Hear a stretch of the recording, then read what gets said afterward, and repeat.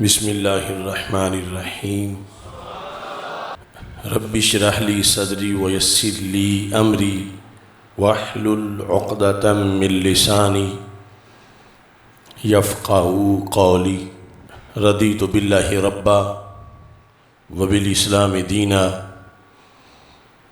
وبمحمد صلی اللہ علیہ وسلم نبیا ورسولا۔ اللہ اکبر اللہ اکبر اللہ اکبر، لبیک لبیک لبیک یا رسول اللہ صلی اللہ علیہ وسلم۔ الحمد للہ رب العالمین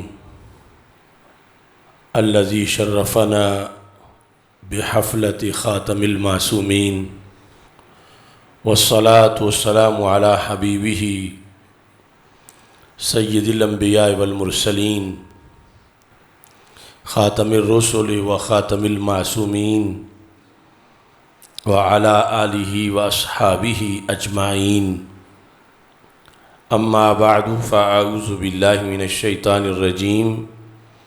هو الذی ارسل رسولہ بالہدی ودین الحق لیظہرہ علی الدین کلہ ولو کرہ المشرکون۔ صدق اللہ العظیم وصدق رسولہ النبی الکریم الامین۔ ان اللہ وملائکتہ یصلون علی النبی یا ایہا الذین آمنوا صلوا علیہ وسلموا تسلیما۔ الصلاۃ والسلام علیک یا سیدی یا رسول اللہ وعلی آلک واصحابک یا حبیب اللہ۔ الصلاۃ والسلام علیک یا سیدی یا خاتم النبیین وعلی آلک واصحابک یا سیدی یا خاتم المعصومین۔ مولاي صل وسلم دائما ابدا علی حبیبک خیر الخلق کلہم، منزہ عن شریک فی محاسنہ فجوہر الحسن فیہ غیر منقاسم۔ محمد تاج رسل اللہ قاطبۃ محمد صادق الاقوال والکلم، محمد ذکرہ روح لانفسنا محمد شکرہ فرد علی الامم۔ رب صل وسلم دائما ابدا علی حبیبک خیر الخلق کلہم۔ اللہ تبارک و تعالی جل جلالہ وعم نوالہ واتم برہانہ وعظم شانہ وجل ذکرہ وعز اسمہ کی حمد و ثنا، اور حضور سرور کائنات مفخر موجودات زینت بزم کائنات دستگیر جہاں غم گسار زماں سید سروراں حامی بے کساں قائد المرسلین خاتم النبیین احمد مجتبیٰ جناب محمد مصطفیٰ صلی اللہ علیہ وآلہ واصحابہ وبارک وسلم کے دربار گہربار میں ہدیہ درود و سلام عرض کرنے کے بعد السلام علیکم ورحمۃ اللہ وبرکاتہ۔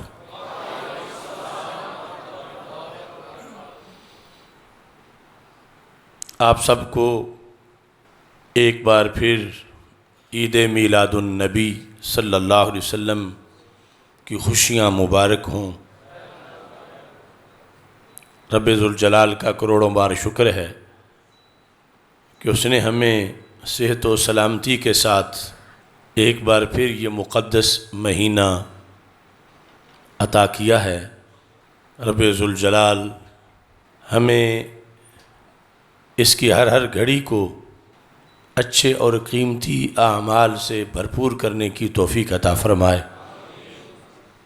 کثرت سے درود و سلام، بیان سیرت طیبہ اور محافل میلاد، تقریبات میلاد، صدقہ و خیرات اور دیگر اعمال صالحہ کی توفیق عطا فرمائے۔ اس کائنات پر رب ذوالجلال کا سب سے بڑا فضل سید المرسلین خاتم النبیین خاتم المعصومین حضرت محمد مصطفیٰ صلی اللہ علیہ وسلم کی جلوہ گری ہے۔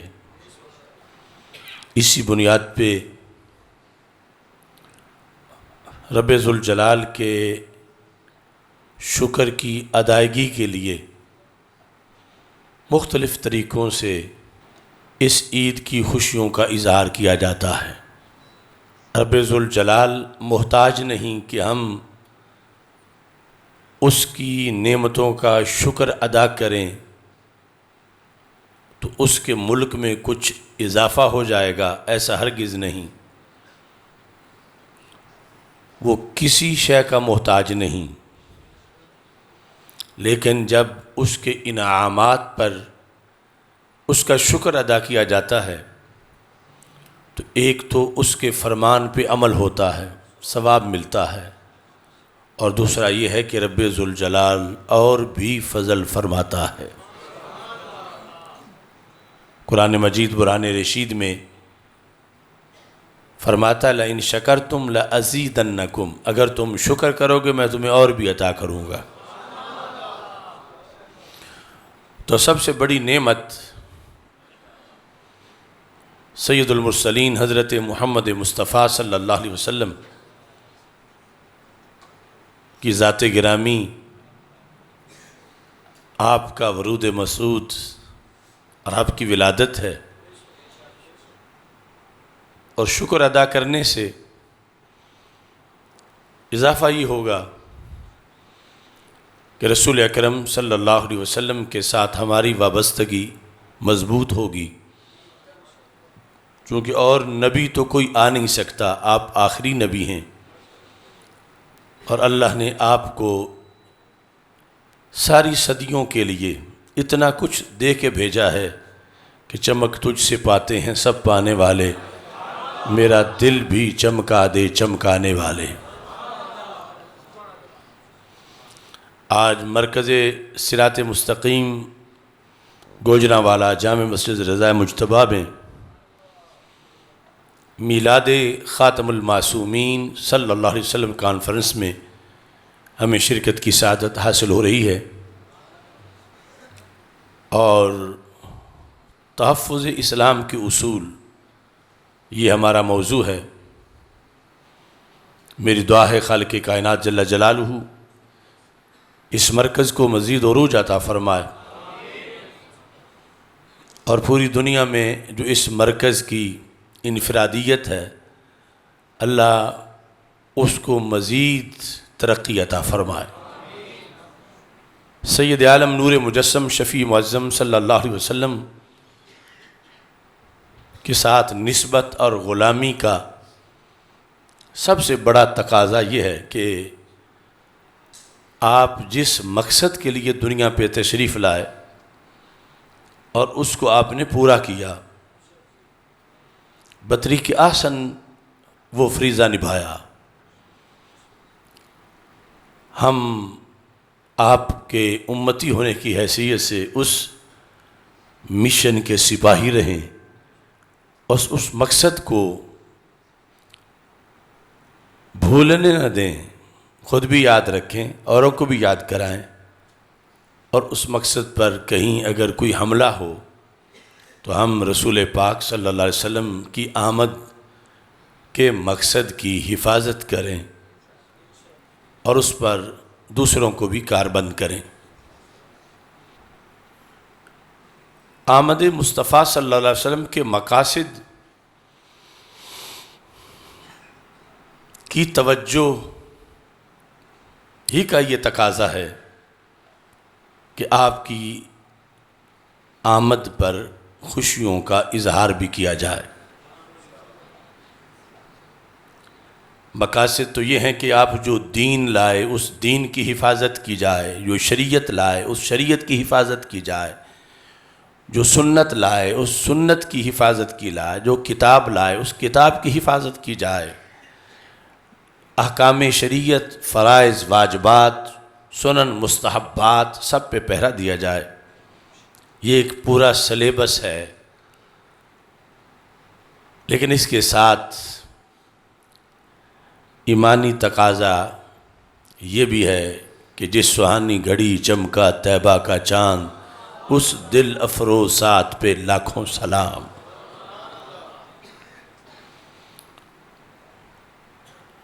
آج ایک عاشق صادق جب اس مہینے میں اس نسبت سے اپنی کٹیا سجا بیٹھتا ہے، اپنا چھوٹا سا گھر سجا لیتا ہے، اللہ کی دی ہوئی دولت سے اپنا بنایا ہوا محل سجا لیتا ہے، اپنی دکان سجا لیتا ہے، اپنا بازار سجا لیتا ہے، اپنی مسجد اور اپنا محلہ سجا لیتا ہے، تو دنیا پتہ نہیں کس نگاہ سے اسے دیکھے۔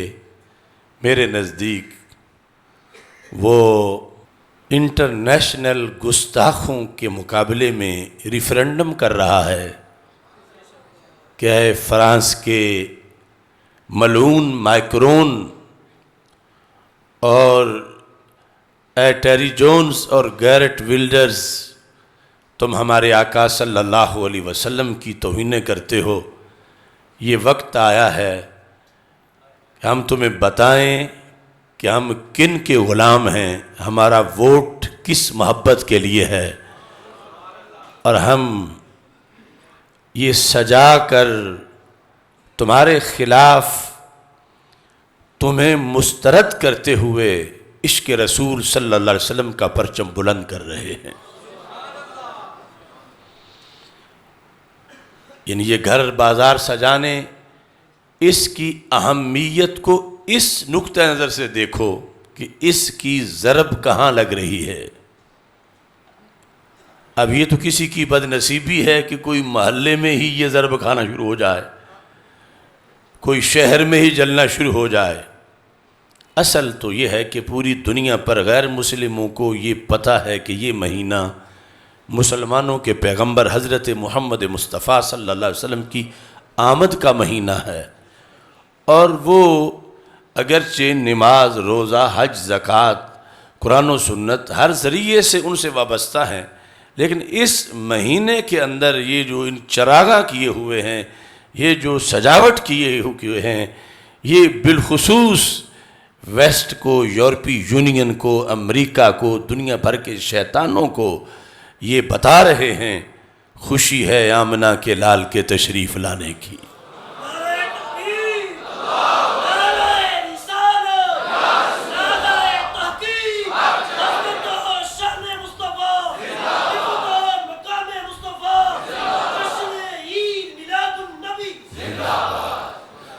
اس میں یہ بھی ہم جو مناتے ہیں، اس کو ہمارے لیے یہ بھی ضروری ہے کہ دل میں پڑوسی یا ہمسائے سے یا قریب والے سے کوئی بڑائی یا تکبر نہ ہو، بلکہ للہیت اور خلوص کے ساتھ یہ مقصد ہو کہ ہم رسول اکرم صلی اللہ علیہ وسلم کی آمد کی خوشی اس جہت سے بھی منا رہے ہیں، جیسا کہ نماز پڑھ کے بھی مناتے ہیں، روزہ رکھ کے بھی مناتے ہیں، اور پھر ہمارا مقصد ان لوگوں کو جلانا ہے، اور اگر کوئی ضمناً خود بخود جلنا چاہتا ہے تو وہ اس کا اپنا مقدر ہے، لیکن ہم دنیا پر یہ واضح کرنا چاہتے ہیں کہ یہ جو پوری دنیا پر اربوں ڈالر خرچ کر کے یورپ کے شیطان سال بھر کوشش کرتے ہیں کہ کسی نہ کسی طرح یہ مسلمان اپنے رسول صلی اللہ علیہ وسلم سے محبت کرنے میں کچھ دھیمے ہو جائیں، کچھ کمزور ہو جائیں، یہ جو جان دینے کو تیار ہو جاتے ہیں اس سے ایک سٹیپ پیچھے ہو جائیں یا 10 قدم پیچھے ہٹ جائیں، تو یہ ایک علامتی نشان ہے ان کو بتانے کا کہ محمد ہیں متاع عالم ایجاد سے پیارے، پدر مادر برادر جان و مال اولاد سے پیارے۔ یہ ایک زبان ہے لائٹنگ کی، چراغاں کی، جھنڈیوں کی، آرائش و ذبائش کی، ان محافل کی، اور جو بندہ ویسے ہر طرح کے نعرے سن لیتا ہے اور اس کے کانوں کو کوئی تکلیف نہیں ہوتی، اور اگر وہ آمد مصطفیٰ مرحبا مرحبا سیدی مرشدی یا نبی یا لبیک یا رسول اللہ صلی اللہ علیہ وسلم، تاجدار ختم نبوت صلی اللہ علیہ وسلم زندہ باد، تاجدار ختم معصومیت صلی اللہ علیہ وسلم زندہ باد، ان نعروں سے اگر اسے تکلیف ہوتی ہے تو پھر اسے اپنا علاج کرانا چاہیے، نہ یہ کہ وہ اوروں کے لیے کوئی پابندیوں کا سوچے اور اوروں پر کوئی اعتراض کرے۔ اسے اپنا دھیان کرنا چاہیے کہ کلمہ پڑھ کے اسے ان چیزوں سے تکلیف کیوں ہوتی ہے۔ نبی اکرم نور مجسم شفیع معظم صلی اللہ علیہ وسلم کی ولادت باسعادت پر اظہار خوشی کے جتنے بھی جائز طریقے ہیں ان سب پر اجر و ثواب ملتا ہے، اور یہ ہماری ذمہ داری ہے کہ کوئی اس ایمانی روحانی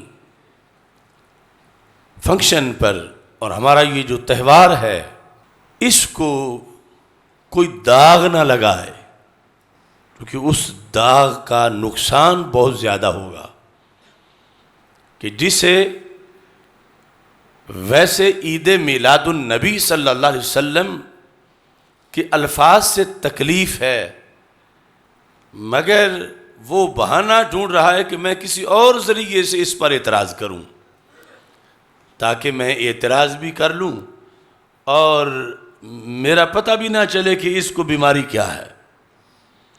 اس بنیاد پر عید میلاد النبی صلی اللہ علیہ وسلم کے جلوس، جلسے، چراغاں، بازاروں گلیوں کے اندر سجاوٹ، اس میں اس چیز کو ذہن میں رکھا جائے کہ کہیں بے پردگی نہ ہو، بے حیائی نہ ہو، عریانی فحاشی نہ ہو، مرد و زن کا اختلاط نہ ہو، کہیں دمالیں، ڈھول ڈھمکی اور بھنگڑے نہ ہوں، کیونکہ یہ چیزیں دوہرا نقصان پہنچاتی ہیں۔ ایک طرف تو سرکار کی آمد کی خوشی منانے کا یہ طریقہ نہیں، اور دوسری طرف اس کے ذریعے سے مخالف جو اصل طریقہ ہے اس پر بھی اعتراض کرتے ہیں کہ دیکھو یہ عاشقان رسول صلی اللہ علیہ وسلم آمد مصطفیٰ صلی اللہ علیہ وسلم اور عید میلاد منا رہے ہیں، اور یہ بھی حرام کاری ہو رہی ہے، یہ بھی حرام کاری ہو رہی ہے، یہ بھی حرام کاری ہو رہی ہے۔ تو یہ ہماری ذمہ داری ہے کہ ہم دشمن کو یہ موقع نہ دیں، اور پھر ہم اپنا ریکارڈ، اپنا معاملہ اپنے اللہ کے ساتھ درست رکھیں، اور رسول اکرم نور مجسم شفیع معظم صلی اللہ علیہ وسلم کے سامنے قیامت کے دن پیش ہوتے ہوئے ہمیں شرمندگی نہ ہو کہ تم نے لحاظ ہی نہیں رکھا ہمارے احکام کا۔ اور ایسے ہی ان جلسوں جلوسوں میں نماز کا اہتمام مکمل ہو، یعنی یہ نہ ہو کہ ادھر اذان ہو رہی ہے اور ادھر جلوس گزر رہا ہے اور جلوس میں اذان کا لحاظ نہیں رکھا جا رہا، یا پھر مسلسل جلوس چل رہا ہے اور نماز کا وقت جا رہا ہے اور اس کے لیے جلوس کو روکا نہیں جا رہا، یا جلسے کو بند نہیں کیا جا رہا۔ تو ان کے جائز ہونے کا مطلب یہ نہیں کہ فرائض معاذ اللہ قربان ہو جائیں، تو وہ چیزیں بھی ان کو پیش نظر رکھنا اور انتظامات کے اندر اس چیز کو ملحوظ رکھنا یہ از حد ضروری ہے۔ نبی اکرم نور مجسم شفیع معظم صلی اللہ علیہ وسلم جو دین لے کر آئے کتنا قیمتی ہے کہ میرے آقا صلی اللہ علیہ وسلم نے ارشاد فرما وَدِدْتُ أَنْ أُقْتَلَ فِي سَبِيلِ اللَّهِ، کہ مجھے اس بات کا عشق ہے کہ اس دین کو غالب کرتے کرتے میں شہید ہو جاؤں۔ یعنی جس دین کے لیے رسول پاک صلی اللہ علیہ وسلم اپنا پیکر دینا چاہتے ہیں جو عرش سے بھی افضل ہے، تو وہ دین پھر کتنا عظیم دین ہے۔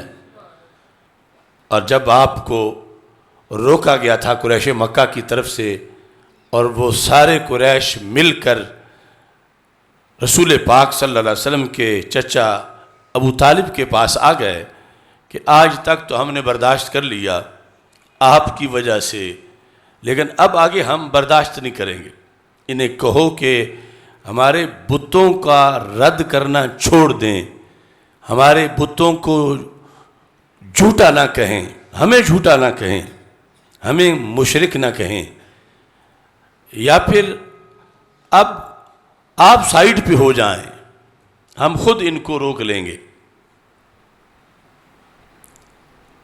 یہ موقع بھی آیا۔ سیرت ابن ہشام میں اس کا ذکر ہے کہ جب رسول پاک صلی اللہ علیہ وسلم کو بلا کر، جو ظاہری طور پر ایک بڑا سہارا تھا اپنے چچا کا، جب انہوں نے بھی یہ کہہ دیا کہ اب اس سے زیادہ بوجھ میں برادری کا اور ان قبیلوں کا برداشت نہیں کر سکتا، میں اکیلا کیا کر سکتا ہوں، تو نبی اکرم صلی اللہ علیہ وسلم کی آنکھوں میں آنسو آ گئے۔ تو آپ نے فرمایا کہ چچا، یہ جو کچھ کہنے آئے ہیں یہ تو معمولی دھمکی ہے، اگر میرے ایک ہاتھ پہ سورج رکھیں دوسرے پہ چاند رکھیں، یعنی اتنا بڑا دباؤ مجھ پہ ڈالیں، پھر بھی میں چپ نہیں کروں گا، یا تو میں شہید ہو جاؤں گا یا میں دین مکمل کر کے چھوڑوں گا۔ یعنی یہ وہ دین ہے کہ جس کے بارے میں رسول اکرم صلی اللہ علیہ وسلم نے ایک ہی حدیث میں فرمایا وَدِدْتُ أَنْ أُقْتَلَ فِي سَبِيلِ اللَّهِ ثُمَّ أُحْيَا ثُمَّ أُقْتَلُ ثُمَّ أُحْيَا، کہ مجھے یہ بڑا پسند ہے کہ اس دین کو غالب کرتے کرتے اس کو روکنے والوں سے ٹکرا کر میں شہید ہو جاؤں، اور اللہ پھر مجھے دنیا میں بھیجے۔ ایک تو حیات ویسے بھی شہید کی ہوتی ہے، یہاں احیا سے مراد ہے کہ اس دنیا میں واپس رب مجھے لوٹا دے۔ تو میں وہ کہ جس نے اس دین کے لیے ایک بار پہلے مقابلہ کرتے ہوئے جان واری ہے، میں پیچھے نہیں ہٹوں گا، میں دوبارہ جان واروں گا، اور جب میں دوبارہ شہید ہو جاؤں گا مجھے پسند ہے رب مجھے پھر دنیا میں بھیجے، تو میں پھر اس دین کو غالب کرنے کے لیے جہاد کروں، یہاں تک کہ میں تیسری بار بھی شہید ہو جاؤں۔ تو اس سے ہمیں سمجھنا چاہیے کہ دین کتنی قیمتی چیز ہے جو لے کر آئے رسول اکرم نور مجسم شفیع معظم صلی اللہ علیہ وسلم، اور پھر اپنی امت کے سپرد کر گئے، اور آج اس 15ویں صدی میں وہ امانت ہمارے پاس ہے۔ یعنی جس نے کلمہ پڑھا ہے اس پر فرض ہے کہ وہ دین کی حفاظت کرے، دین کا تحفظ کرے۔ دین کی حفاظت سے پتہ چلے گا کہ اس کا رابطہ دربار رسالت صلی اللہ علیہ وسلم سے کتنا مضبوط ہے، اور یہ کتنا بڑا عاشق رسول صلی اللہ علیہ وسلم ہے۔ تو رب ذوالجلال نے ہمارے آقا صلی اللہ علیہ وسلم کو آپ کی آمد کا مقصد بیان کرتے ہوئے فرمایا هو الذی ارسل رسولہ بالہدی ودین الحق لیظہرہ علی الدین کلہ، کہ رسول پاک صلی اللہ علیہ وسلم کو رب نے دین دے کے بھیجا ہے، خالی ہاتھ نہیں بھیجا، دین دے کے بھیجا ہے۔ کیوں بھیجا ہے؟ کہ اس دین کو ہر دین پہ غالب کرے۔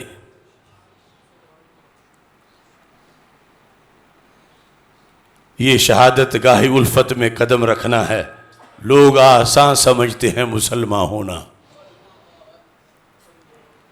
ہر دین پہ۔ اب صرف ایک دین سے مقابلہ ہوتا تو وہ بھی بڑا مشکل تھا کہ ہم نے اسے یہودیت پہ غالب کرنا ہے، لیکن سرکار فرماتے ہیں ہر دین پہ غالب کرنا ہے، چونکہ اس کے سوا ہر دین جھوٹا ہے اس کے آنے کے بعد، خواہ وہ نصرانیت ہو، یہودیت ہو، اور دیگر بلائیں جتنے بدھ مت اور ہندو مت اور سکھ اور یہ سب کچھ۔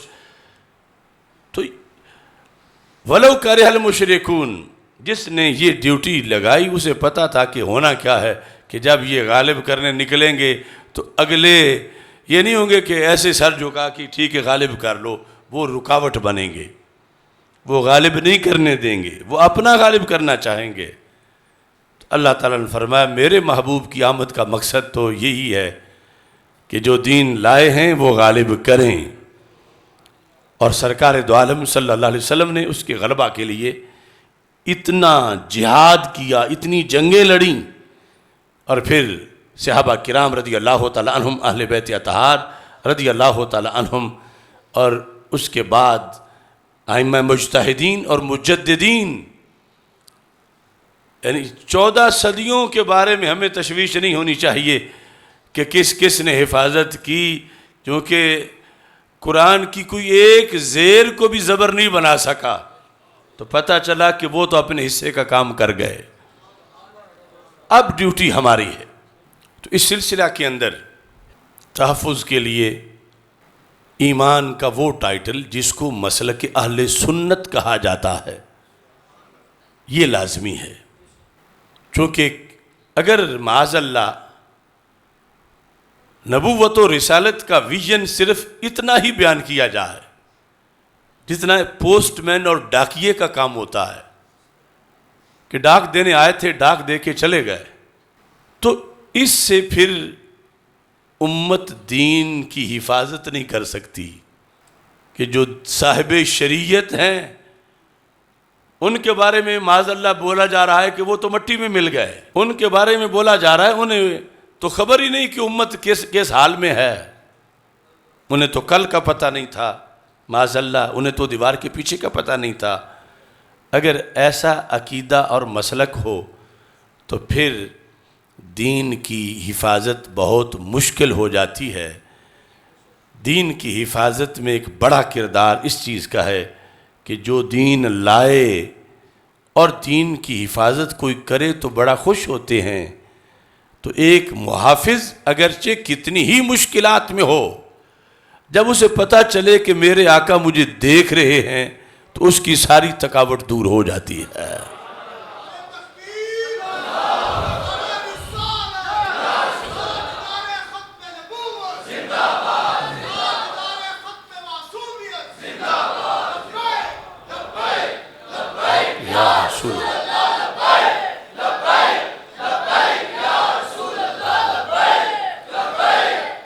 تو یہ میں نے صرف ایک مثال سامنے رکھی، اب ہماری اعتقادی سلامتی اور پختگی کی اور برکت کی جو دلیل ہے کہ بخاری شریف میں حدیث شریف ہے کہ ہم میرے آقا صلی اللہ علیہ وسلم نے ارشاد فرمایا کہ قیامت تک میری امت کا ہر عمل مجھ پر پیش کیا جائے گا۔ تو اب سہارا ہوا کہ ہم ایسے نہیں، یقیناً رب تو دیکھ رہا ہے لیکن رب تک رسائی سرکار کے ذریعے ہے، اور سرکار کے ذریعے ہمارا کوٹا منظور ہونا ہے۔ سرکار نے رب سے کہنا ہے کہ رب یہ دیکھ میرے غلام تھک گئے ہیں، انہوں نے اتنی قربانیاں دی ہیں، یہ ایسا اب بھی لگن سے کام کر رہے ہیں، ان پہ اپنا خصوصی کرم فرما، فضل فرما۔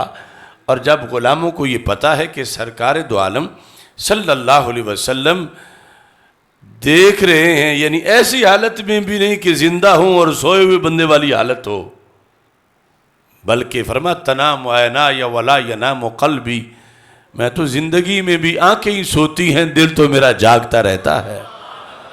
اور بخاری شریف میں ہے قیامت تک میرا جو امتی جو کام کرے گا وہ میں دیکھوں گا، حتی القضاة یخرجها الرجل من المسجد، یہاں تک کہ دنیا کے کسی شہر میں، کسی شہر کی کسی مسجد میں، کسی صدی میں، کسی سال میں میرا امتی اگر حفاظت مسجد کے لیے، مسجد کی صفائی کے لیے ایک تنکا بھی مسجد سے اٹھا کے باہر پھینکے گا، میں اسے بھی دیکھوں گا کہ میرے امتی نے یہ کام کیا ہے۔ تو بڑے کام ہیں۔ تو یہ سہارا ہے تحفظ کی خاطر نکلنے والوں کو کہ ہم نگاہ نبوت صلی اللہ علیہ وسلم کے نیچے ہیں۔ پھر کچھ اعتقادی ایسے فلسفے ہیں جن کی بنیاد پہ یہودیت پروموٹ ہوتی ہے، نصرانیت پروموٹ ہوتی ہے۔ آپ حیران ہوں گے، یہودیت کو پہلے دن سے اس کی یہ ڈیمانڈ ہے، ان کی یہ سوچ ہے، ان کا یہ ہدف ہے کہ کسی نہ کسی طرح یہ امت جسے رب نے ہمیں کینسل کرنے کے لیے بھیجا، ہمیں معطل کرنے کے لیے بھیجا، ہماری کتاب ان کی کتاب نے معطل کی، ان کے نبی آئے تو ہمارے جو انبیاء ہیں ان کی رسالتوں کے عہد یعنی کلمے کے لحاظ سے گزر گئے، رب نے انہیں سردار بنا کے بھیجا۔ انہیں غصہ ہے کہ کہیں یہ ناکام ثابت ہوں تو ہم بغلے بجائیں کہ ہم تو ڈوبے تھے صنم تجھے بھی لے ڈوبے ہیں معاذ اللہ، کہ اگر ہم نے کچھ نہیں کیا تھا اپنی کتاب لے کر تو انہوں نے کیا کیا ہے؟ اگر ہم ناکام ہوئے تو یہ بھی ناکام ہے، یہ سردار پھر کیوں ہیں؟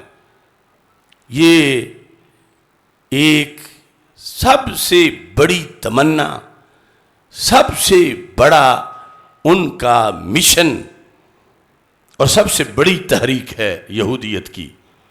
ایسے ہی نصرانیت جو کرسچن ہیں ان کی بھی، چونکہ ان کی چودراہٹ بھی تو آ کے صدیق عمر نے ختم کی، ان کا سلسلہ چیپٹر بند ہوا، لستم علی شیء حتی تقیموا التوراۃ والانجیل۔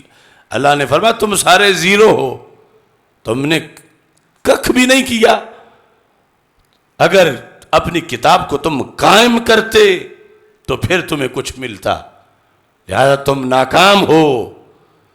اور اللہ نے انہیں دکھایا صحابہ کی طرف متوجہ کر کے کہ یہ ہوتے ہیں کتاب والے۔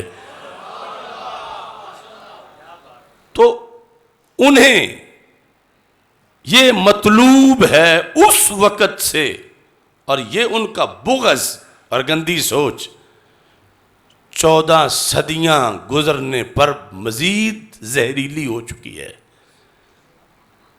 اس واسطے یعنی مستشرقین یا امریکی تھنک ٹینک یا یورپی یونین کا تھنک ٹینک، وہ سارے ہر وقت اس میں لگے ہوئے ہیں کہ ہمیں کچھ ملے یا نہ ملے یہ ناکام ضرور ہوں، اور ہم بغلے بجائیں کہ دیکھو اب ان کے بعد پھر ایک نئے دین کی ضرورت ہے، جیسے ہمارے بعد ان کی باری آئی تھی، یہ بھی پورا کام نہیں کر سکے، پھر ان کے بعد ایک اور دین ہونا چاہیے، یا تو یہ نبھا جاتے، اور وہ دعویٰ کر رہے ہیں یہ نبھا نہیں پائے، ہم میں کمی اور قصور تھی تو رب نے انہیں بھیجا، تو جب یہ سارے یہ نہیں نبھا سکے تو پھر ان کے بعد کوئی اور امت درکار ہے۔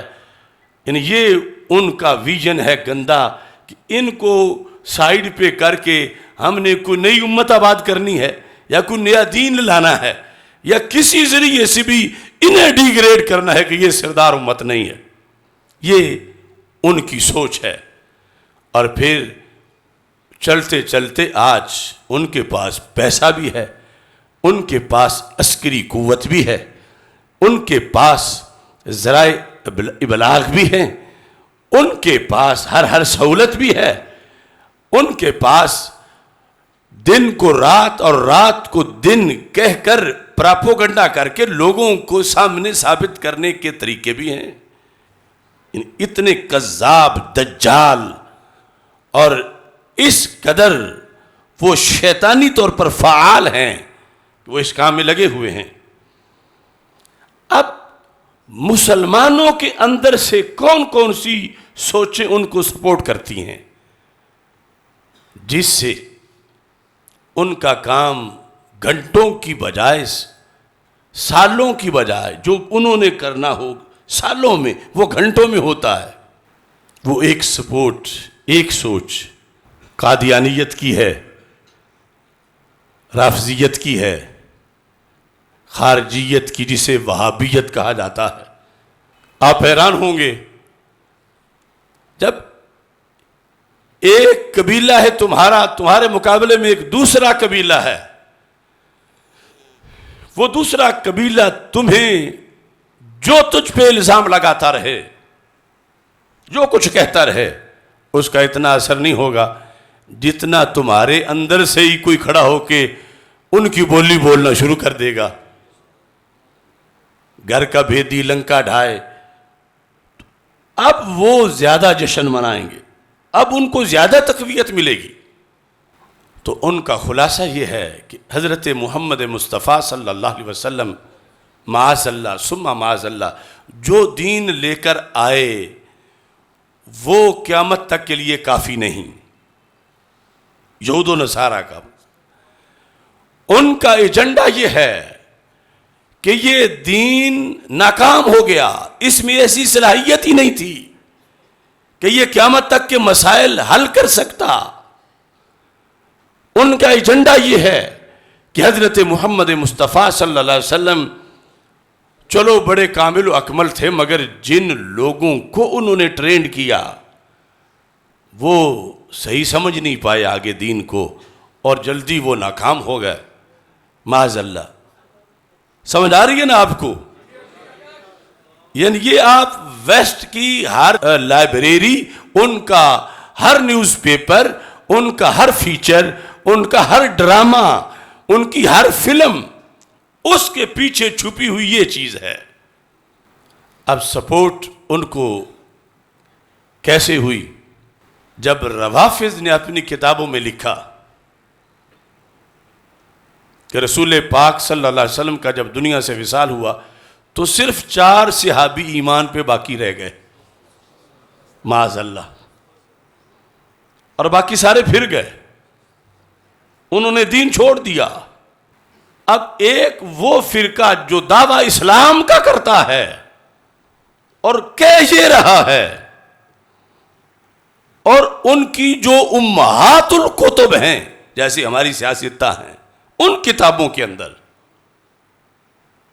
کہ سوائے 4 یا 5 یا 6 اتنے کے باقی سارے ہی سب دین سے نکل گئے، تو یہود نصارہ کا گھر پورا ہو گیا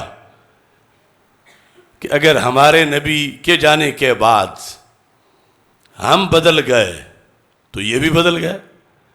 دیکھو یہ تو ان کے گھر سے ان کی کتابوں کے حوالے موجود ہیں، تو کتنا نقصان دیا اس ٹولے نے اسلام کو۔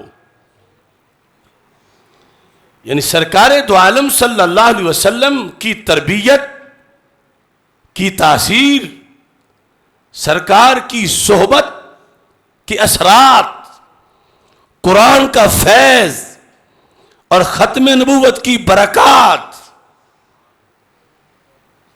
ان سب پر حملہ کیا اس شخص نے جس نے کہا باقی سارے تو دین سے پھر گئے۔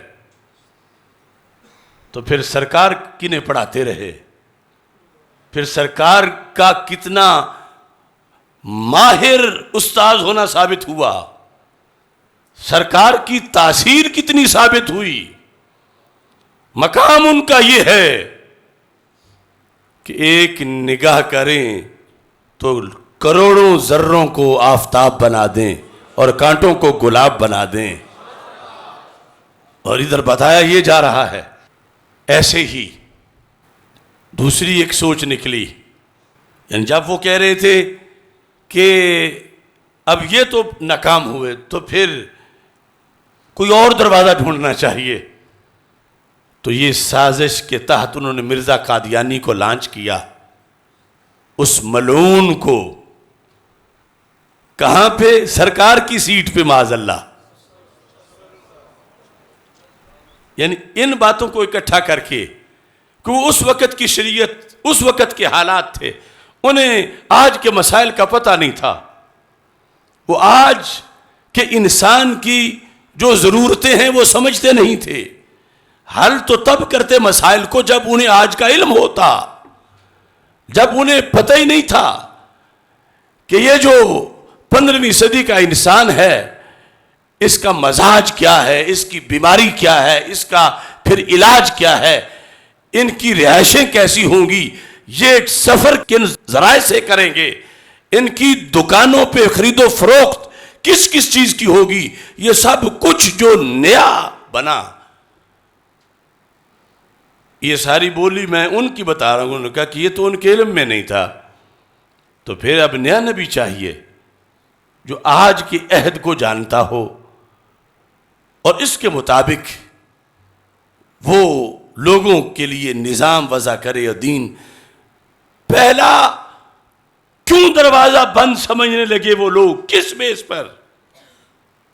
کچھ ان تقریروں کی بنیاد پر جو ربیع الاول شریف کے پورے مہینے میں، ویسے تو پورا سال ہی، لیکن پورے مہینے میں وہابیوں دیوبندیوں کی مسجدوں سے کی جاتی ہیں کہ انہیں تو کل کی خبر نہیں تھی، انہیں تو دیوار کے پیچھے کا علم نہیں تھا، وہ تو امت کے حال سے واقف نہیں تھے. یہ کسی اور دشمنی میں بول رہے ہیں، لیکن اگلوں نے تو اپنا گھر پورا کیا کہ ٹھیک ہے، اگر دیوار کے پیچھے کے جانتے نہیں تھے تو پھر ان کی نبوت قیامت تک کے لیے کارآمد کیسے ہو سکتی ہے؟ اگر ان کو یہ پتہ ہی نہیں تھا کہ 15ویں صدی کے ایک مسلمان کی ریکوائرمنٹ کیا ہے، بیماریاں کیا ہوں گی، علاج کیا ہوں گے، مسائل کیا ہوں گے، تو پھر وہ ان کی نبوت حل کیسے کر سکتی ہے؟ پھر نئی نبوت چاہیے. اب دیکھو ممبر و محراب سے بظاہر قرآن و سنت کا نام لے کر ایسی تقریریں کرنے والے، یہ فکر اس پر مرتب کیا برطانیہ نے اپنی شیطانی وحی کو جو مرزا ملعون پہ نازل کی کہ تم پھر میدان میں آ جاؤ اور کہو کہ ٹھیک ہے وہ بہت شان والے تھے مگر اب وقت بڑا گزر گیا ہے اور اب حالات اور ہیں اور اس وقت کے مسائل میں سمجھتا ہوں. اب کس کی تقریروں نے قادیانیت کو سپورٹ کی؟ حفاظت دین کے خلاف چور دروازہ کس کی سوچ بنی اور کس نے قادیانیت، یہودیت اور نصرانیت کے لیے مواد فراہم کیا؟ بلکہ سب سے بڑھ کر تو کام اس فتوے نے کیا جو امت مسلمہ پر شرک کا فتویٰ ابن عبد الوہاب نے لگایا. ادھر ایک ٹولے نے کہا صحابہ کرام رضی اللہ تعالی عنہم میں سے 4 بچے تھے، باقی سب پھر گئے. اور ابن عبد الوہاب نے فتویٰ جو لگایا تو اس نے یعنی جو اس کا خلاصہ بنتا ہے کہ اس نے کہا کہ ایک ہوا چلی جس سے بر صغیر میں، عرب و عجم میں شرک پھیلا، یہاں تک کہ گھر گھر سے شرک ابھرا اور دین کا صفایا ہو گیا. اب اس کو وہ بیان توحید کہہ رہا تھا، لیکن یہود و نصارہ دلیل لے کے آ گئے کہ یہ اتنا بڑا شیخ تمہارا یہ کہتا ہے مسلمان سارے ہوئی مشرک گئے ہیں، تو اگر ہم مشرک ہوئے تھے تو تم بھی مشرک ہو گئے، اگر ہم ڈوبے تھے تو تم بھی ڈوب گئے، اگر یہودیت نصرانیت نے اپنے دین کا جنازہ نکالا تھا تو تم نے بھی نکال دیا، پھر تم کیسے سردار ہو؟ پھر تمہاری کتاب کیسے سردار ہے؟ یہ جو جھوٹا فتویٰ تھا یہ کروڑوں ایٹم بم سے بڑا ظلم تھا مسلمانوں کے خلاف. کہ مسلمان تو مشرک نہیں ہوئے تھے، جس چیز کو وہ شرک قرار دے کے غیروں کے لیے رستہ کھول رہا تھا. کیوں مشرک ہیں؟ کہ یا رسول اللہ صلی اللہ علیہ وسلم کہتے ہیں. کیوں مشرک ہیں؟ مزارات پہ جاتے ہیں. کیوں مشرک ہیں؟ وسیلہ مانتے ہیں. یہ جواز بنا کر کہا کہ دیکھو یہ کروڑوں ہیں جو وسیلہ مانتے ہیں، کروڑوں ہیں جو مزارات پہ جاتے ہیں، کروڑوں ہیں جو یا رسول اللہ صلی اللہ علیہ وسلم کہتے ہیں، اور یوں کہنا شرک ہے، لہذا یہ کروڑوں مسلمان تو مشرک ہیں. تو یہودیت نصرانیت نے بغلیں بجائیں کہ ہم صدیوں تک بھی مر کھپ جاتے تو مسلمانوں کو اتنا مشرک ہم ثابت نہیں کر سکتے تھے جتنا اس ایک بندے نے کر دیا ہے۔ ہم جب آتے، کوئی یہودی آتا، کوئی نصرانی آتا کہ یہ مسلمان مشرک ہو گئے ہیں، تو اور رہا دیہاتوں کے بابے بھی ڈنڈے لے کے اس کی خوب پٹائی کرتے۔ تو یہودی ہے اس لیے تو ہمیں مشرک کہتا ہے، تو نصرانی ہے اس لیے تو ہمیں مشرک کہتا ہے۔ وہ بچ نہ پاتا کہ واپس پچھلوں کو جا کے رپورٹ دے۔ انہیں چاہیے تھا کہ بندہ اسلامی لباس میں ہو اور بندہ اسلامی خد و خال میں ہو، اور پھر بات یہ کرے کہ امت میں شرک آ گیا ہے، امت شرک میں ڈوب گئی ہے، رچ بس گئی ہے، شرک عام ہو گیا ہے۔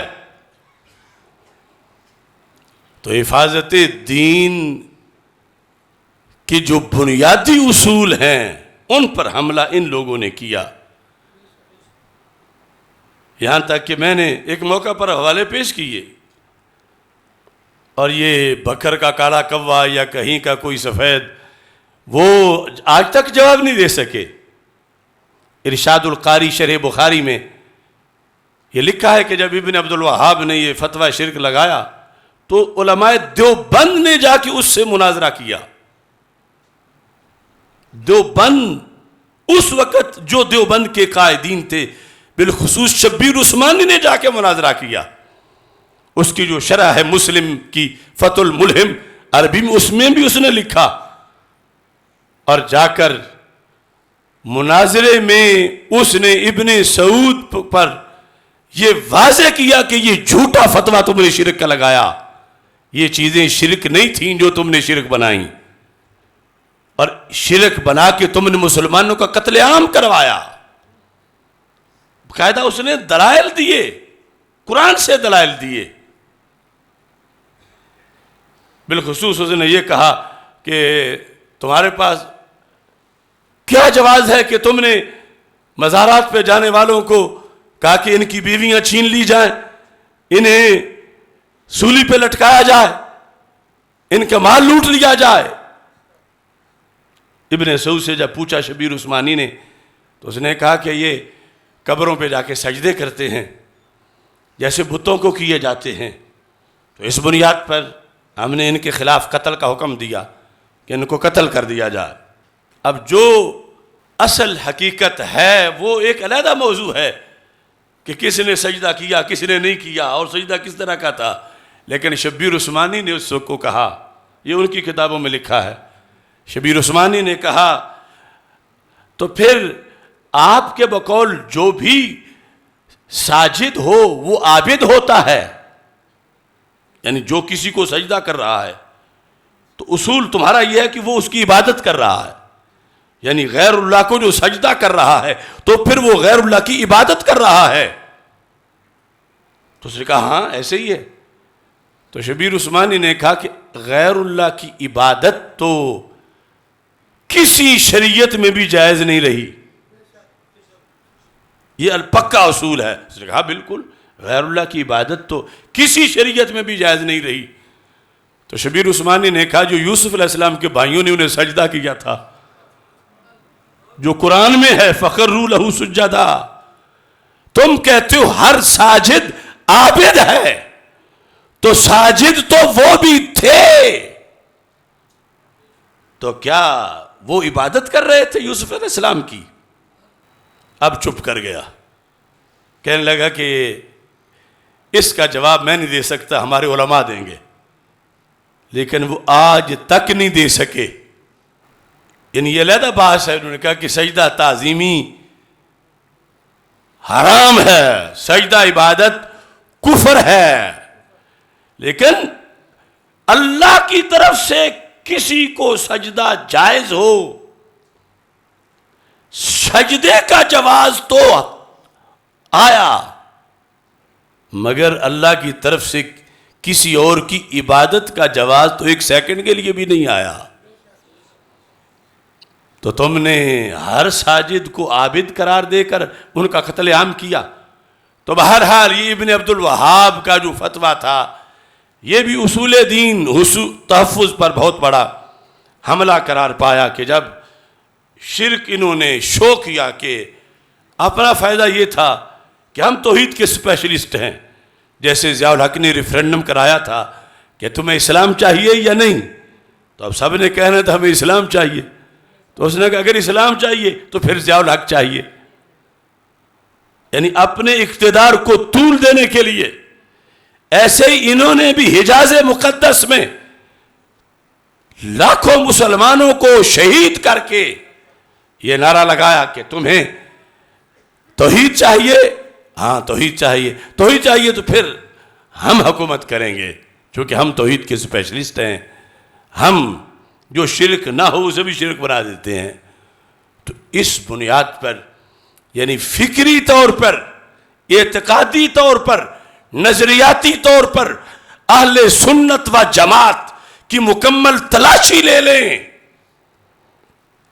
14 صدیوں میں ہمارے گھر سے ایک جملہ بھی برآمد نہیں ہوگا جو یہودیت، نصرانیت یا ہندوؤں سکھوں کو کام آئے، اور ان کی کئی جلدوں کی لکھی ہوئی کتابیں ملیں گی.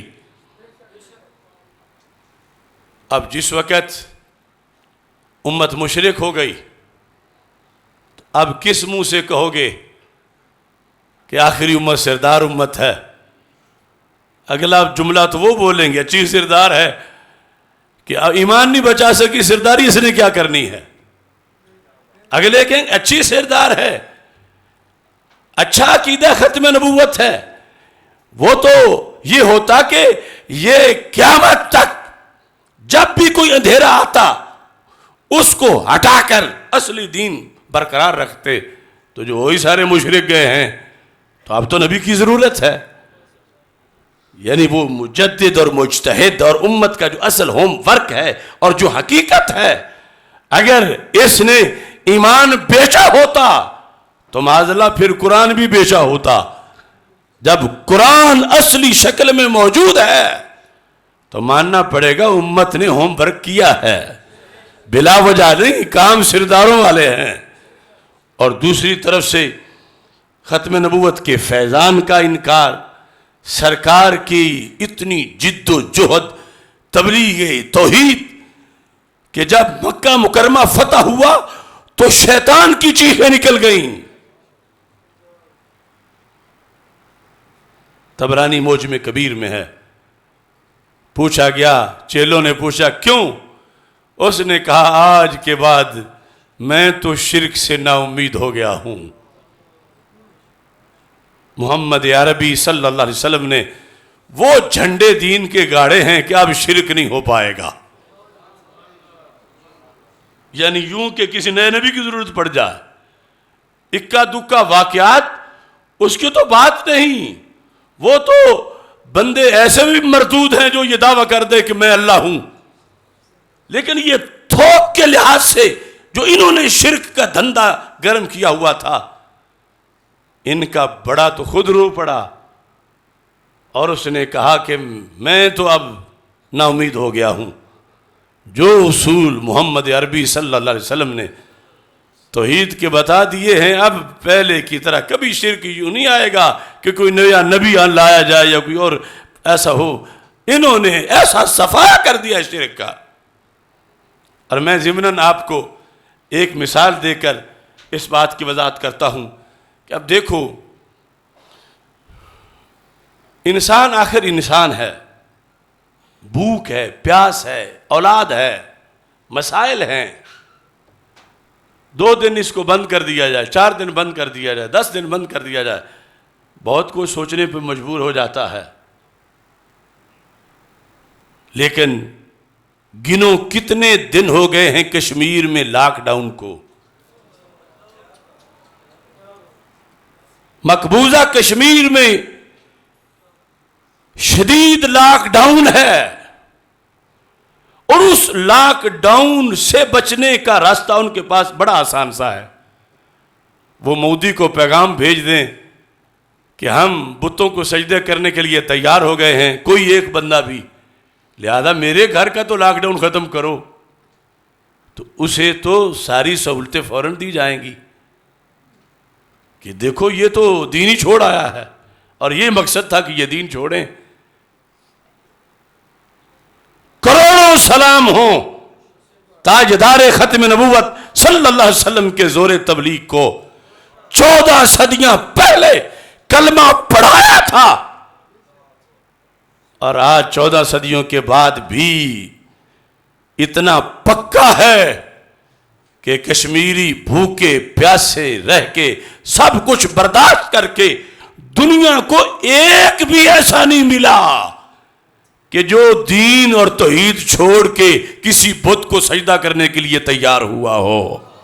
اب دیکھو نا، یعنی یہ میں جو زمینی حقائق ہیں وہ سامنے آپ کے پیش کر رہا ہوں کہ سعودی عرب ادھر پوری دوستی ہے بھارت کے ساتھ، ہمیں مزار پہ نہ جانے دیں، ہمیں مواجہ شریف پہ ہاتھ نہ اٹھانے دیں اور ان کو مندر بھی بنا دیں اور مورتیوں کے آگے خود بھی جھکے ان کے ساتھ، اور پھر امت کو تانا دیں کہ امت نے توحید کی حفاظت نہیں کی. او پاگلو، امت تو آج بھی ڈٹ کے کھڑی ہے. قرآن مجید میں ہے ادھر تھے اصحاب موسیٰ علیہ السلام، اصحاب جنہوں نے دیکھ کے کلمہ پڑھا تھا موسیٰ علیہ السلام کا. انہیں جب آزاد کرا کے لے گیا تو موسیٰ علیہ السلام سامنے سمندر آ گیا. جب سمندر آیا تو اِنَّا لَمُدْرَكُونَ، ہم پکڑے گئے. اللہ نے رستہ بنایا، پار گزرے، اور صرف انہیں پار نہیں کیا، ان کے دشمنوں کو ڈبو کے مارا. اب آگے جب ہوئے اتوا علی قوم یعکفون علی اصنام لہم، یہ قرآن ہے. ایک قوم کے پاس سے گزر ہوا، وہ کیا کر رہے تھے؟ بتوں کی پوجا کر رہے تھے. اصحاب موسیٰ بول پڑے، اصحاب موسیٰ 15ویں صدی والے نہیں، خود اصحاب موسیٰ میں سے بعض بول پڑے، جو آج ہمارے ساتھ اس امت کے ساتھ نصرانی اور کرسچن مقابلہ کرتے ہیں یا یہودی مقابلہ کرتے ہیں. اصحاب موسیٰ بول پڑے، قرآن میں ہے یا موسیٰ اجعل لنا الہا کما لہم آلہہ،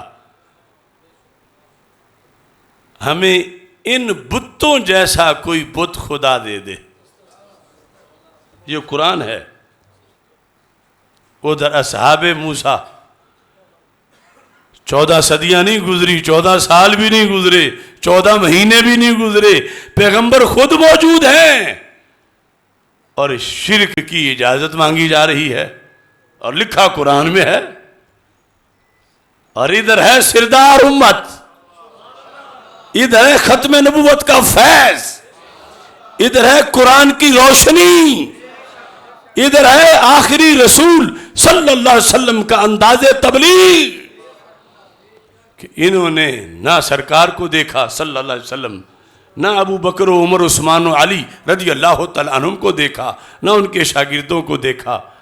یہ آج والے کشمیری کتنی صدیاں بعد پیدا ہوئے، ہم کتنی صدیاں بعد پیدا ہوئے، لیکن آج بھی کوئی غریب سے غریب مسلمان اسے کوئی کہہ کے دیکھ لے کہ تجھے ہم 50 ارب ڈالر دے دیتے ہیں، بس تھوڑا سا ایک بار ہمارے بت کو سجدہ کر دو، یہ نادار مسلمان بھی اتنا وفادار نکلے گا، کہے گا کہ یہ ڈالر تیرے منہ پہ مارتا ہوں مگر سجدہ میں صرف اللہ کو کروں گا.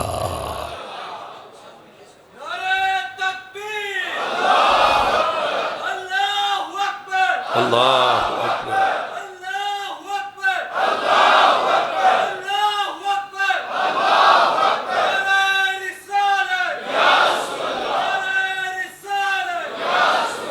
اب دیکھو، بلا وجہ نہیں چمن کی تباہیاں، کچھ باغ باہیں برکو شرر پہ ملے ہوئے. عید میلاد مناتے وقت رب کا یہ شکر بھی ادا کرو کہ اس نے ہمیں اسلام کے اندر پھر اس رستے پہ رکھا جس کو اہل سنت کا رستہ کہا جاتا ہے. حضرت غوث پاک اور کتنے اکابر ہیں، انہوں نے کہا کہ یہ جو ہے نا رافضیت، خارجیت کا تو ایک میں نے آپ کو سامنے منظر پیش کیا، انہوں نے کہا یہ یہود سے بدتر لوگ ہیں۔ یہ ابن حجر نے السوائق کے اندر لکھا، کہتے ہیں الرافضہ قاتلہم اللہ، رافضی رب انہیں تباہ کرے۔ رافضی ترجمہ تو سب کو آتا ہی ہے نا، اب اتنا تو پڑھ چکے ہو۔ رافضی رب انہیں تباہ کرے، ان یؤفکون بل ہم اشد ضررا علی الدین من الیہود والنصارى وسائر فرق الضلال۔ کہتے ہیں اتنا نقصان اسلام کو یہودیت نے نہیں پہنچایا جتنا رافضیت نے پہنچایا، اتنا نقصان اسلام کو نصرانیت نے نہیں پہنچایا جتنا رافضیت نے پہنچایا۔ رافضی کا ترجمہ تو تمہیں آتا ہی ہے نا، کہ جن کے لحاظ سے کچھ لوگ تمہیں کہتے ہیں عشق تو وہ اہل بیت سے کرتے ہیں، ان جیسا کوئی جو ویسا بولے ویسا کوئی خطیب بلاؤ۔ اور امام کیا لکھتے ہیں؟ امام کہتے ہیں یہودیت اور نصرانیت اسلام کو وہ ضرر نہیں پہنچا سکے جو رافضیت نے پہنچایا، ان کا ضرر اشد ہے، زیادہ شدید ہے۔ اور یہ کیا قرۂ ارض میں نہیں پائے جاتے؟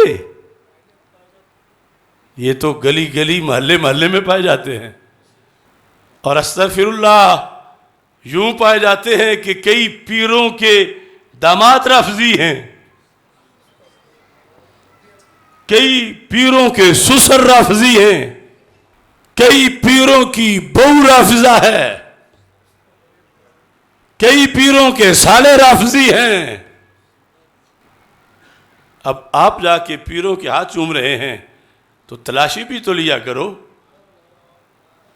کہیں ان کی چھتری کے نیچے تو جا کے تم نہیں بیٹھ رہے کہ جہاں وہ بھی بیٹھے ہوئے ہیں یا بیٹھتے ہیں جو یہودیت اور نصرانیت سے زیادہ دین دشمن ہیں۔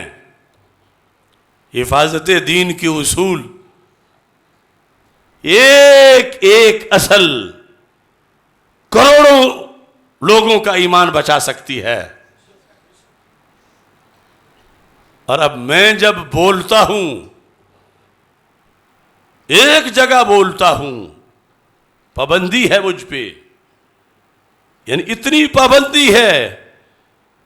یہ تو پھر ایسے بھی ہے جن کو نیشنلٹی دی گئی ہے یورپ میں، امریکہ میں، جن کے ویزے لگتے ہیں، جن کے دورے ہوتے ہیں، اور میری تصویر بھی وہاں گردش نہیں کر سکتی۔ وہاں تو کیا یہاں بھی آئی ڈی پہ لگاؤ تو فوراً بلاک ہو جائے گی۔ کبھی سوچا بھی تو کرو، اگر وہاں بیٹھ کر درس و تدریس اور تبلیغ دین اور کتابیں لکھنے سے یہودیت کو کوئی ضرب لگتی ہوتی تو طاہر القادری کو گود میں کیوں بٹھاتے؟ اگر ہماری تصویر برداشت نہیں، وہ پورا کیوں برداشت ہے؟ اس کے ادارے کیوں برداشت ہیں؟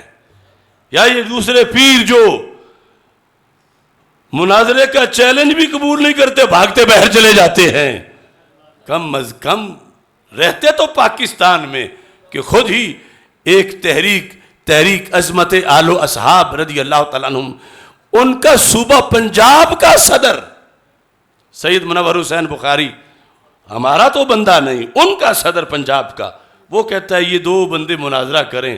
میں کہتا ہوں ٹھیک ہے میں کروں گا، لیکن اپنے بندے کی جب باری آتی ہے تو وہ پتہ چلتا وہ تو برطانیہ بھی پہنچ گیا ہے۔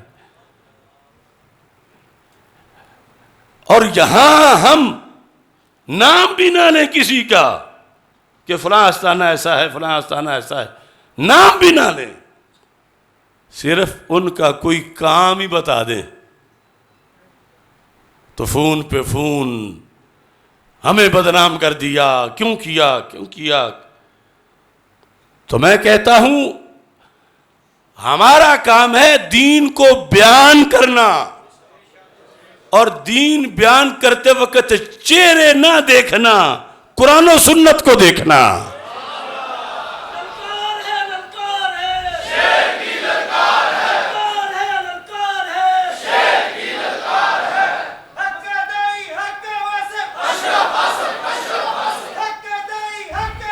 نعرہ نہ لگاؤ، اصل حقیقت سمجھو کہ اس وقت ظلم کیا ہو رہا ہے.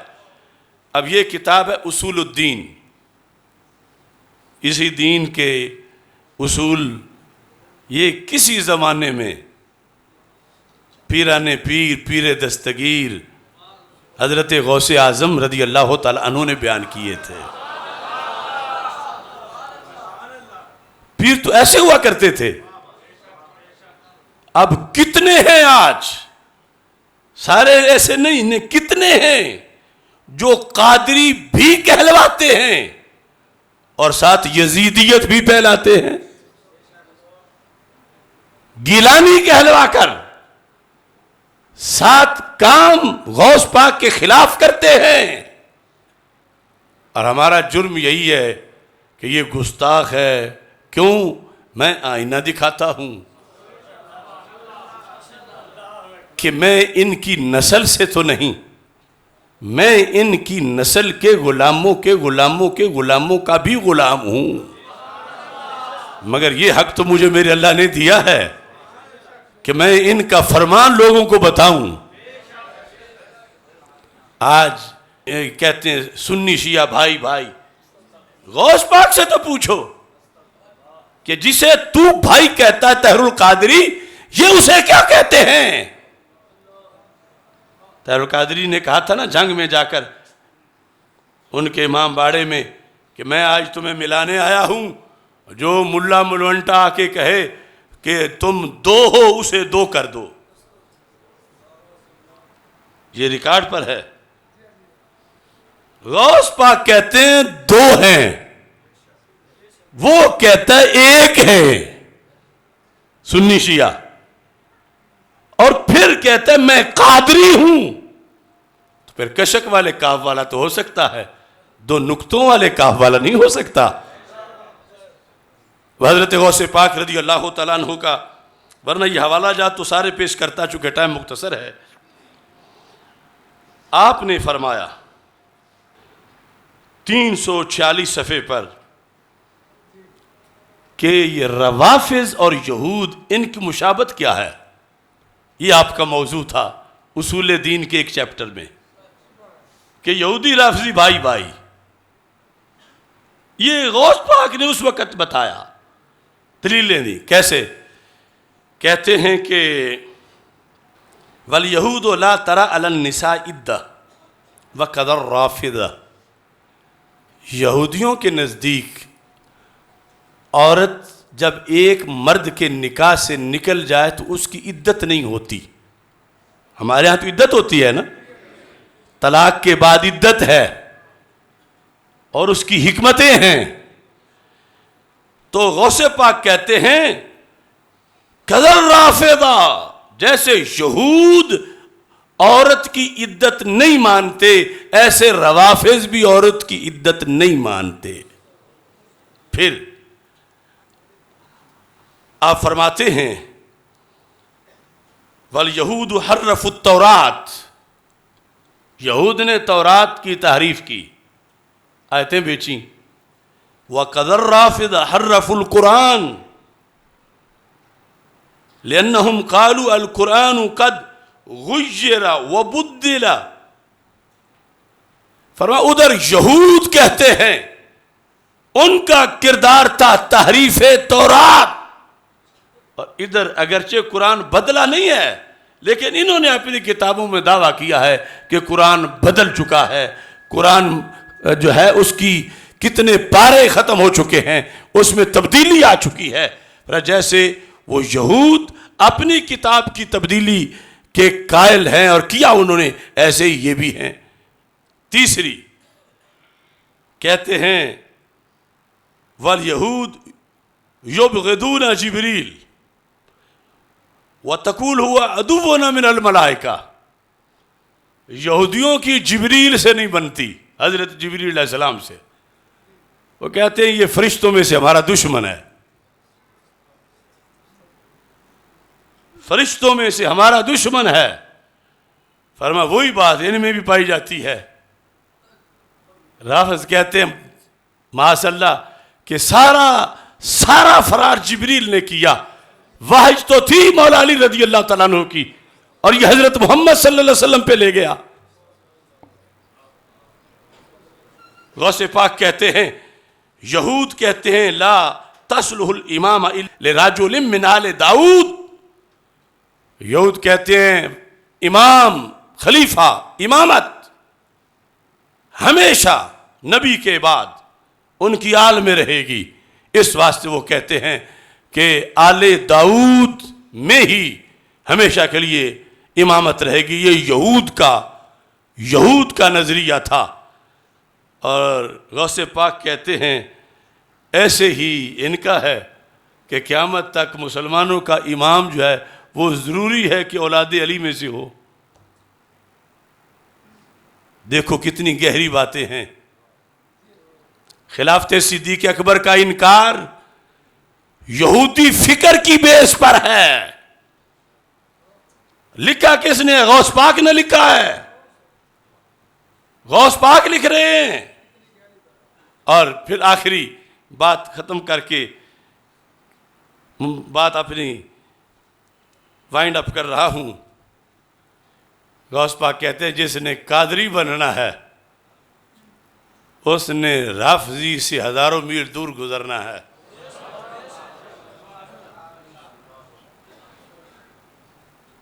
آج جو اس طرح جڑے ہوئے ہیں، اب ان کو جدا کرنا، سیدھے رستے پہ لانا، اس کو کہتے ہیں تحریک اصلاح. اصلاح بگاڑ کو ختم کرنے کا نام ہے نا، بگاڑ پر آنکھیں بند کرنے کا نام تو نہیں. اسے کہتے ہیں اصلاحی تقریر.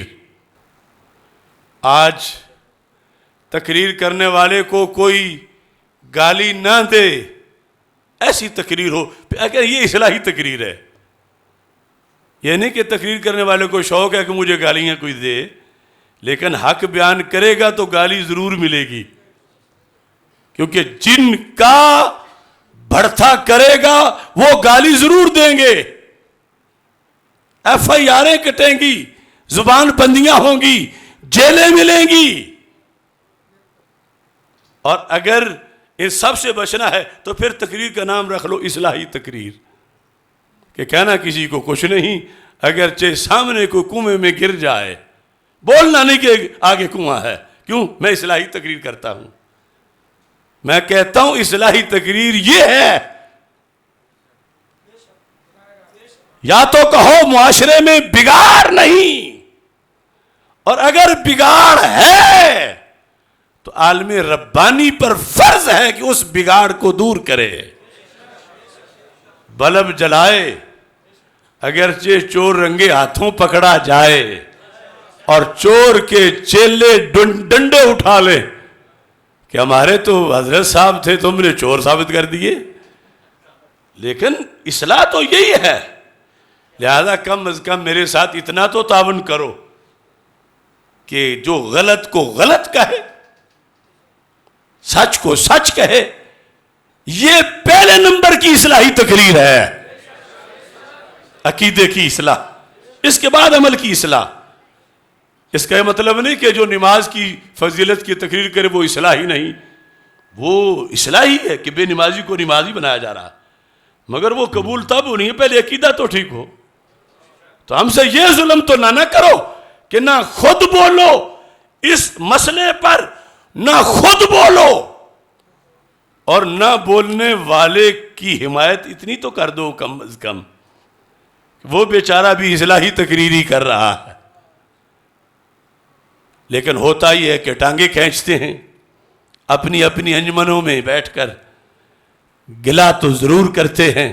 بہت تھوڑے ہیں کہ جو اس اصلاح کو اصلاح سمجھے.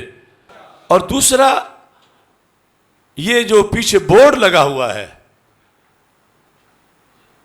میلاد مصطفیٰ کو میلاد خاتم المعصومین بھی کہہ سکتے ہیں.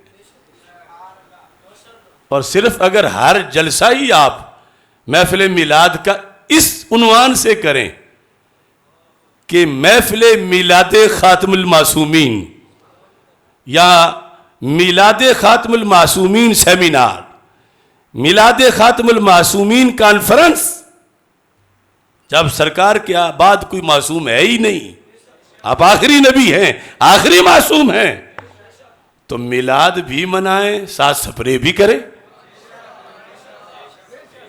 اور اللہ کا فضل ہے کہ اس بار پورے ملک میں بہت سی جگہوں پر رائج ہوا اور انشاءاللہ رائج ہوگا. صرف اس سے ہی بڑی تبلیغ ہو جائے گی، اس سے. اور یہ درود جو اذان کے بعد پڑھتے ہو تو اس میں یہ معمول بناؤ، الصلاۃ والسلام علیک یا سیدی یا خاتم النبیین وعلی آلک و اصحابک یا سیدی یا خاتم المعصومین.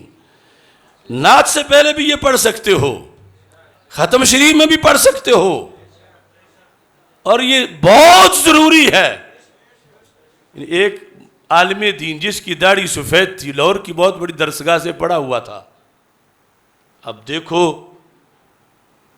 لاہور میں ایک تقریب میں دعا مانگنے لگا تو 12 امام 14 معصوم، جب اس نے دعا مانگی تو ہمارے ایک بچے نے پکڑ لیا کہ بابا جی تم تو فلاں درسگاہ کے پڑھے ہوئے ہو اور ہمارے دادے جتنی عمر ہے تمہاری، تمہیں یہ پتہ نہیں ہے کہ آخری معصوم آمنہ کے لال ہے؟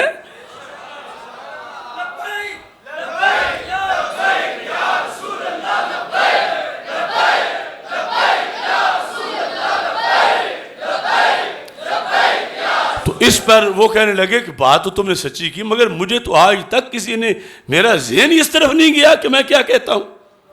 تو کچھ ایسے بھی معذور لوگ ہیں. تو اس بنیاد پر ہر فرد پہ اصلاح لازم ہے کہ وہ اصلاح کرے. اور یہ جو آپ کتابوں میں پڑھا سنا کرتے تھے کہ فلاں زمانے میں فلاں اصلاحی تحریک شروع ہوئی اور پھر اس کے یہ نتیجے مرتب ہوئے، تو ہم انہی مجددین کے غلام، خادم، ورکر اور کارکن ہیں. اور انشاءاللہ ویسے ہی اصلاح ہوگی. آسماں ہوگا سحر کے نور سے آئینہ پوش، پھر ظلمت رات کی سیما پا ہو جائے گی، پھر دلوں کو یاد آ جائے گا پیغام سجود، پھر جبیں خاک حرم سے آشنا ہو جائے گی، شب گریزہ ہوگی آخر جلوہ خورشید سے، یہ چمن معمور ہوگا نغمہ توحید سے. وآخر دعوایا ان الحمدللہ رب العالمین.